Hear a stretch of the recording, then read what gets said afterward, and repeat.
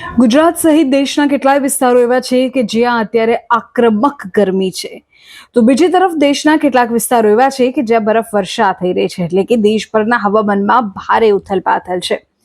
ભીષણ ગરમી અને લૂનું એલર્ટ છે. મધ્યપ્રદેશ, ઉત્તર પ્રદેશ, રાજસ્થાનમાં આ રાજ્યોના અનેક શહેરોમાં તાપમાનનો પારો ગુજરાતની જેમ જ 40 ડિગ્રીને પાર થઈ ગયો છે. હવામાન વિભાગે વધતા તાપને જોતા આ વિસ્તારો માટે હીટ વેવનું એલર્ટ જાહેર કર્યું છે. તો બીજી તરફ દિલ્હી, પંજાબમાં તો ધૂળભરી આંધી છે. રાજસ્થાન, દિલ્હી અને પંજાબના વિસ્તારોમાં ગરમીની સાથે ધૂળનું સામ્રાજ્ય જોવા મળશે. હવામાન વિભાગની આગાહી છે કે આ વિસ્તારોમાં 40 કિલોમીટર પ્રતિ કલાકની ઝડપે ધૂળભરી આંધી ફૂંકાશે. વિઝિબિલિટીમાં ઘટાડો થશે. તો બીજી તરફ કુપવાડામાં બરફની ચાદર છે. અડધો દેશ ગરમીમાં શેકાઈ રહ્યો છે, ત્યારે જમ્મુ કાશ્મીરના કુપવાડામાં કુદરતનો મિજાજ અલગ છે.